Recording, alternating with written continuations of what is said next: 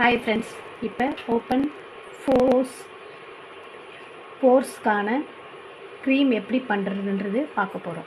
இதில் first DM water, அதுக்கப்புறம் carrot, beetroot, மாதுளம்பழம், ஆரஞ்சு, பப்பாயா இதெல்லாம் போட்டு இன்ஃப்யூஸ் பண்ணி ஆயிலில் பல விதமான மூலிகையெல்லாம் போட்டு மிக்ஸ் பண்ணி க்ரீமாக இப்போது ரெடி பண்ண போகிறோம்.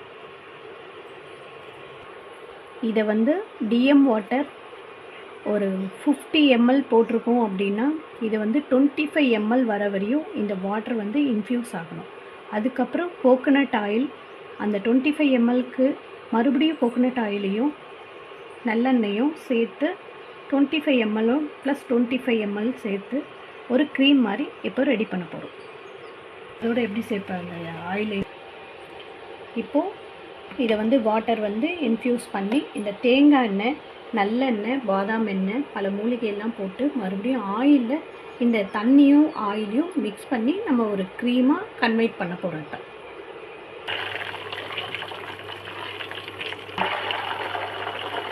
இப்போ அந்த தேங்காய் எண்ணெய், நல்லெண்ணெய், பாதாம் ஆயில், மூலிகையெல்லாம் சொன்னோம் இல்லைங்களா, அதை இப்போது நம்ம நல்லா மிக்ஸ் பண்ண போகிறோம். ஒரு 1/2 an hour மிக்ஸ் பண்ணதுக்கு பிறகு நம்ம இந்த வாட்டரோட இந்த எண்ணெயும் க்ரீமாக கன்வெர்ட் பண்ண போகிறோம். இந்த கேரட் வாட்டர்லாம் சொன்னோம் இல்லைங்களா, மூலிகையெல்லாம் வச்சு தண்ணி எடுத்துக்கிட்டோம். இப்போ அதை எப்படி இன்ஃப்யூஸ் பண்ணுறதுன்றது பார்க்கலாம்.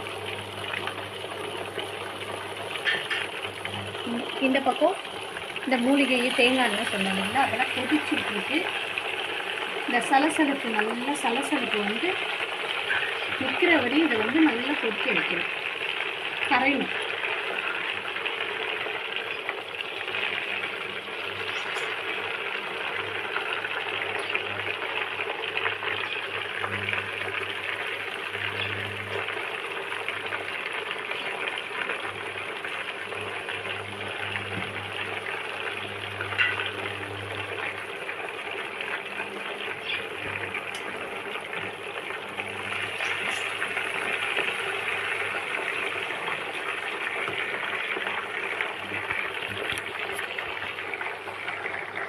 இந்த க்ரீம் எதுக்காக போடுறோம் அப்படின்னா, நம்ம ஒரு சில ஏஜில் குழந்தைங்களுக்கு பிம்பிள்ஸ் வரும்.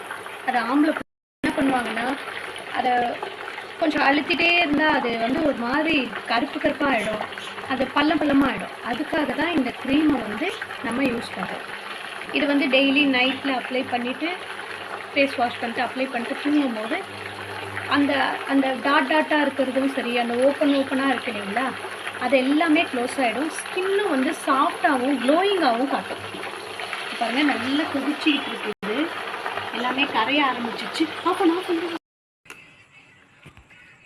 இப்போ அந்த வாட்டரும் ஆயிலும் ரெண்டும் மிக்ஸ் பண்ணி இப்போ க்ரீமி மாதிரி வருது. இதுதான் ஓப்பன் போர்ஸ் க்ரீம்.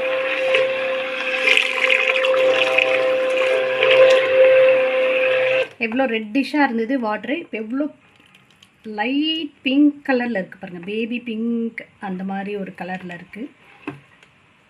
இன்னும் இது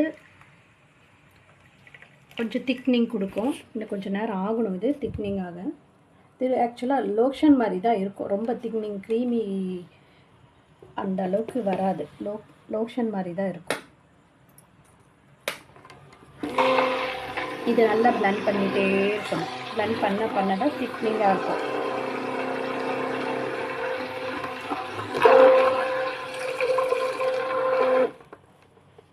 இப்போ நம்ம கையில் அப்ளை பண்ணி இன்னமும் ஹீட்டு குறையில. இப்போ என்ன பண்ணோம்னா கையில் உங்களுக்காக நான் இப்போ என்ன பண்ண போகிறேன், ஜஸ்ட் ஒரு கையில் அப்ளை பண்ணி காட்ட போகிறேன். எப்படி வாட்டர் அண்ட் ஆயில் எவ்வளோ ஸ்ட்ரக்சர் எப்படி இருக்குதுன்னு பாருங்களேன். ஒரு மாதிரி க்ரீமியாக இருக்குது. நம்ம போட்டதும் தெரியாது. இது நம்ம சன்ஸ்க்ரீமாகவும் யூஸ் பண்ணிக்கலாம்.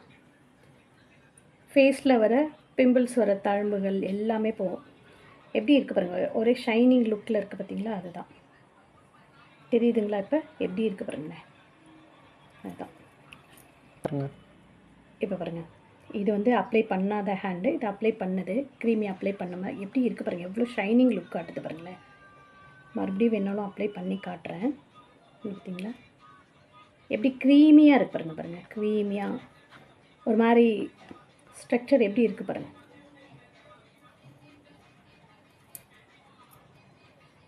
தெரியுதா 2 ஹேண்ட்ஸ்க்கு எப்படி இருக்குது பாருங்கள். நம்ம கை ஃபுல்லாகவும் அப்ளை பண்ணிக்கலாம், ஃபேஸ்லேயும் அப்ளை பண்ணிக்கலாம், எங்கேனாலும் அப்ளை பண்ணலாம், நோ இஷ்யூ.